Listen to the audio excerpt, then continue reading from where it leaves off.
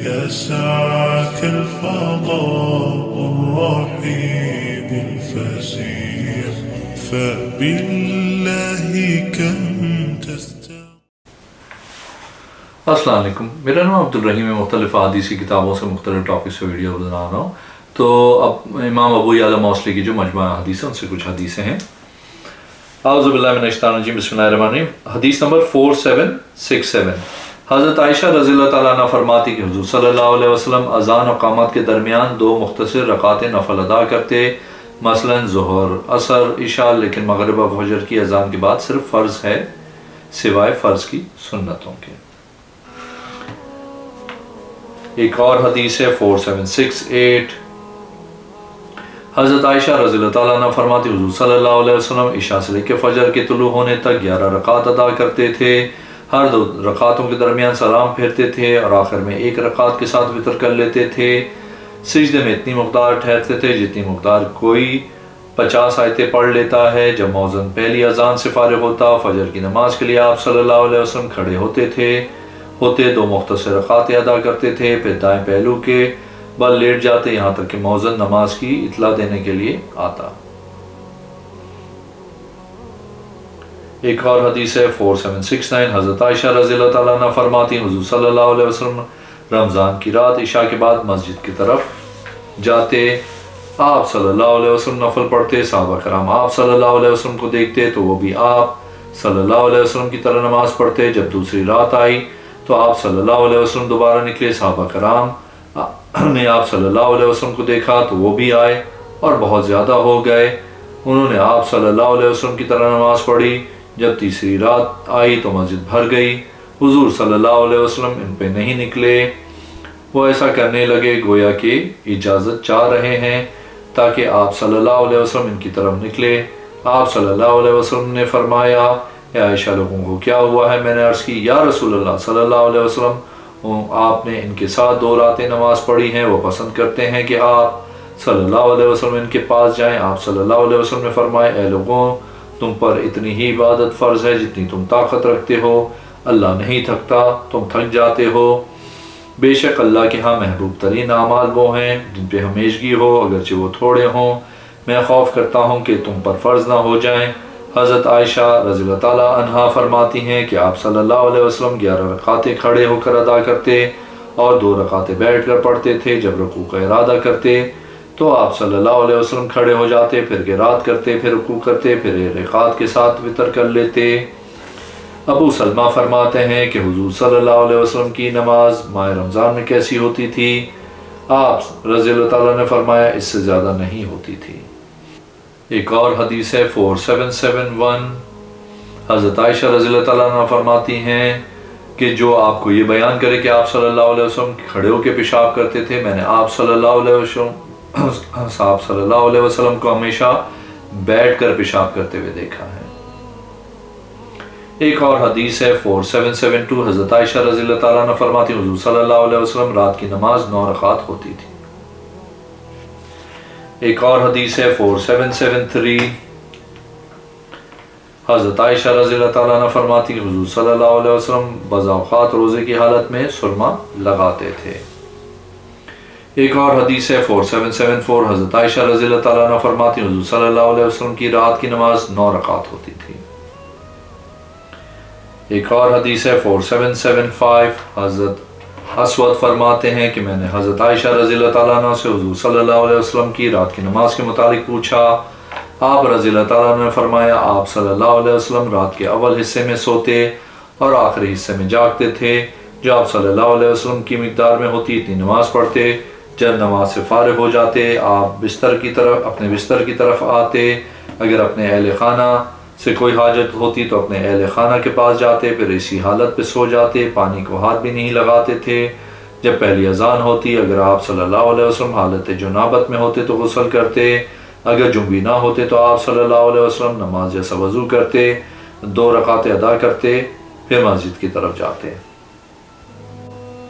ایک اور حدیث ہے 4776، حضرت عائشہ رضی اللہ تعالیٰ عنہ فرماتی حضور صلی اللہ علیہ وسلم کھڑے ہو کے اور بیٹھ کے نماز پڑھتے تھے، جب کھڑے ہو کے پڑھتے تو رکوع بھی کھڑے ہو کے کرتے تھے، جب بیٹھ کے نماز پڑھتے تو رکوع بھی بیٹھ کر کرتے تھے۔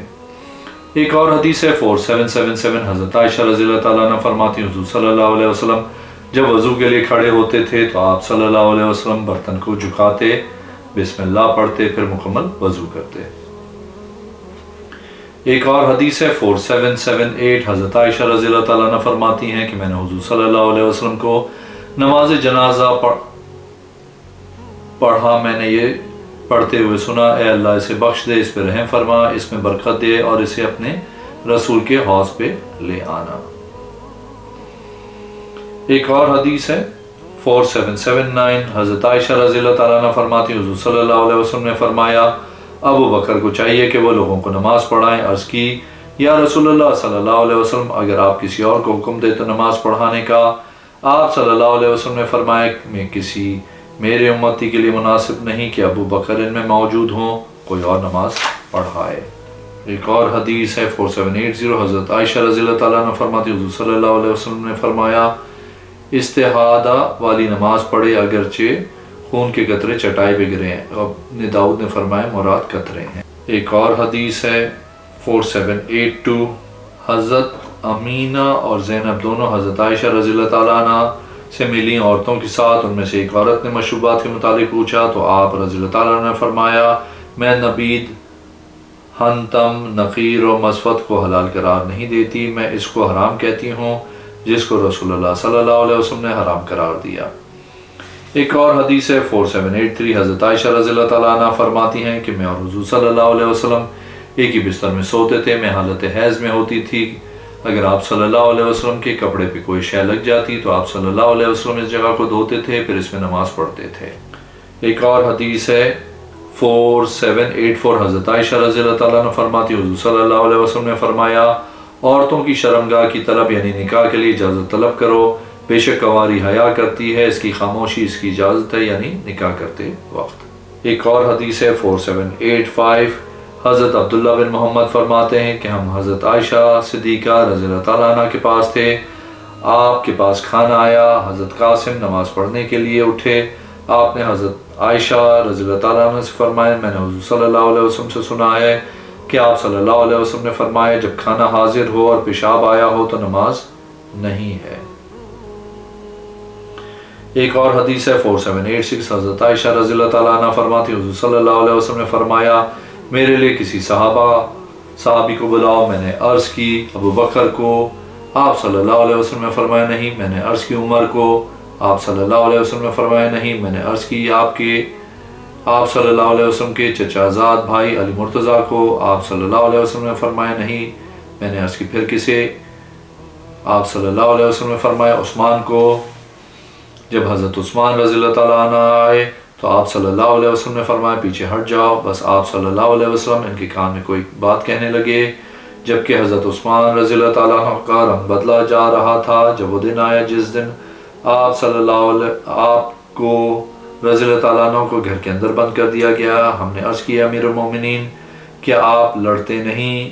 آپ رضی اللہ تعالیٰ عنہ نے فرمایا میرے آقا صلی اللہ علیہ وسلم نے مجھ سے وعدہ لیا تھا کہ میں اس پہ صبر کروں۔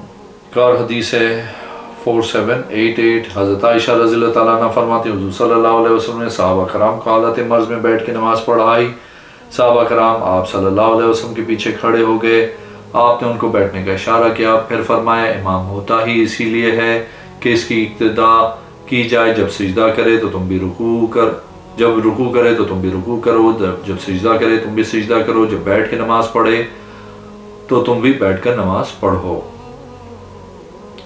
ایک اور حدیث ہے 4789 حضرت عائشہ رضی اللہ تعالیٰ عنہ فرماتی ہیں کہ حضرت سودا رضی اللہ تعالیٰ عنہ موٹی عورت تھیں، انہوں نے حضور صلی اللہ علیہ وسلم سے مزدلفہ کی رات واپسی کی اجازت مانگی، آپ صلی اللہ علیہ وسلم نے ان کو اجازت دے دی۔ حضرت عائشہ رضی اللہ تعالیٰ عنہ فرماتی ہیں کاش میں بھی اجازت لے لیتی جس طرح حضرت سودا رضی اللہ تعالیٰ عنہ نے اجازت لی تھی۔ حضرت ایوب فرماتے ہیں حضرت عائشہ حضور صلی اللہ علیہ وسلم کے ساتھ واپس آئی تھیں۔ ایک اور حدیث ہے 4790 حضرت عائشہ رضی اللہ تعالیٰ عنہ فرماتی ہیں رسول کریم صلی اللہ علیہ وسلم کی بارگاہ میں ایک آدمی آیا اور عرض کرنے لگا اے اللہ کے رسول برباد ہو گیا۔ آپ صلی اللہ علیہ وسلم نے اس سے پوچھا کیا ہوا؟ اس نے بتایا کہ اس نے رمضان میں روزہ توڑ لیا ہے، اس کے بعد وہ بیٹھ گیا، اتنے میں رسول کریم صلی اللہ علیہ وسلم ایک بڑی ٹوکری لائے جسے عرق کہا جاتا تھا، اس میں کھجوریں تھیں۔ آپ صلی اللہ علیہ وسلم نے فرمایا بربادی کا اعلان کرنے والا کہاں ہے؟ بس وہ کھڑا ہوا۔ آپ صلی اللہ علیہ وسلم نے فرمایا اسے صدقہ کر دو۔ ایک اور حدیث ہے 4791، حضرت عائشہ رضی اللہ تعالی عنہا فرماتی حضور صلی اللہ علیہ وسلم حکم فرماتے تھے ہم میں سے کسی کو جب حیض آئے تو وہ تہمت باندھ لے، پھر آپ صلی اللہ علیہ وسلم اس کے ساتھ لیٹ جاتے۔ ایک اور حدیث ہے 4792، حضرت عائشہ رضی اللہ تعالیٰ عنہ فرماتی حضور صلی اللہ علیہ وسلم جب کسی مریض کے پاس آتے تو آپ کے پاس لایا جاتا تو پڑھتے اذهب الباس رب الناس واشف انت الشافی شفاء لا یغادر سقما۔ ایک اور حدیث ہے 4794، حضرت عائشہ رضی اللہ تعالیٰ عنہ فرماتی حضور صلی اللہ علیہ وسلم نے فرمایا میری مراد اسیلہ سے نکاح وتی ہے۔ ایک اور حدیث ہے 4796، حضرت عائشہ رضی اللہ تعالیٰ عنہ فرماتی حضور صلی اللہ علیہ وسلم اپنے گھر میں لیٹے ہوئے تھے کہ آپ کی ران یا پنڈلی سے قمیص کا کپڑا اٹھا ہوا تھا۔ حضرت ابو بکر رضی اللہ تعالیٰ عنہ اجازت چاہی تو آپ نے اجازت دی۔ آپ اسی حالت میں تھے۔ آپ صلی اللہ علیہ وسلم نے حضرت ابو بکر سے گفتگو شروع کی۔ جب حضرت عمر رضی اللہ تعالیٰ عنہ نے اجازت چاہی تو آپ صلی اللہ علیہ وسلم نے اجازت دی، پھر آپ اپنی حالت پر ہی رہے۔ جب حضرت عمر رضی اللہ تعالیٰ عنہ سے بھی گفتگو شروع کی، پھر حضرت عثمان رضی اللہ تعالیٰ عنہ نے اجازت چاہی تو حضور صلی اللہ علیہ وسلم بیٹھ گئے اور آپ صلی اللہ علیہ وسلم نے کپڑے کو سیدھا کیا۔ راوی حدیث محمد فرماتے ہیں میں نہیں کہتا ہوں کہ اس دن آپ داخل ہوئے گفتگو کی۔ جب یہ حضرات نکلے تو حضرت عائشہ رضی اللہ تعالیٰ عنہ نے عرض کی یا رسول اللہ صلی اللہ علیہ وسلم ابو بکر داخل ہوئے تو آپ بیٹھے نہیں اور آپ نے پرواہ نہیں کی۔ جب حضرت عمر داخل ہوئے تو آپ بیٹھے نہیں، آپ نے پرواہ نہیں کی۔ پھر حضرت عثمان داخل ہوئے تو آپ بیٹھے بھی اور اپنا کپڑا بھی سیدھا کیا۔ آپ صلی اللہ علیہ وسلم نے فرمایا کیا میں اس آدمی سے حیا نہ کروں جس سے فرشتے بھی حیا کرتے ہیں۔ ایک اور حدیث ہے 4799، حضرت عائشہ رضی اللہ تعالیٰ عنہ فرماتی حضور صلی اللہ علیہ وسلم اپنے گھر میں لیٹے ہوئے تھے کہ آپ صلی اللہ علیہ وسلم کی ران یا پنڈلی سے قمیص کا کپڑا اٹھا ہوا تھا۔ حضرت ابو بکر رضی اللہ تعالیٰ عنہ نے اجازت چاہی تو آپ صلی اللہ علیہ وسلم نے اجازت دی۔ آپ اسی حالت میں تھے۔ آپ صلی اللہ علیہ وسلم نے حضرت ابو بکر رضی اللہ تعالیٰ عنہ سے گفتگو شروع کی۔ جب حضرت عمر رضی اللہ تعالیٰ عنہ نے اجازت چاہی تو آپ صلی اللہ علیہ وسلم نے اجازت دی۔ آپ اپنی حالت پر ہی رہے۔ حضرت عمر رضی اللہ تعالیٰ عنہ سے بھی گفتگو شروع کی۔ پھر حضرت عثمان رضی اللہ تعالیٰ عنہ نے اجازت چاہی تو حضور صلی اللہ علیہ وسلم بیٹھ گئے اور آپ نے کپڑا سیدھا کیا۔ آپ نے کپڑے کو سیدھا کیا۔ راوی حدیث محمد فرماتے ہیں میں نہیں کہتا اس دن آپ داخل ہوئے اور گفتگو کی۔ جب یہ حضرات نکلے تو حضرت عائشہ رضی اللہ تعالیٰ عنہ نے عرض کی یا رسول اللہ صلی اللہ علیہ وسلم ابو بکر داخل ہوئے تو آپ بیٹھے نہیں اور آپ نے پرواہ نہیں کی۔ جب حضرت عمر داخل ہوئے تو آپ بیٹھے نہیں، آپ نے پرواہ نہیں کی۔ جب حضرت عثمان داخل ہوئے تو آپ بیٹھے بھی اور اپنا کپڑا بھی سیدھا کیا۔ آپ صلی اللہ علیہ وسلم نے فرمایا کیا میں اس آدمی سے حیا نہ کروں جس سے فرشتے بھی حیا کرتے ہیں۔ اگر آپ نے میرے چینل کو ابھی تک سبسکرائب نہیں کیا تو پلیز کیجیے، اس ویڈیو کو لائک کیجیے۔ اگلے میں انشاءاللہ حاضر ہوں گا۔ اللہ حافظ۔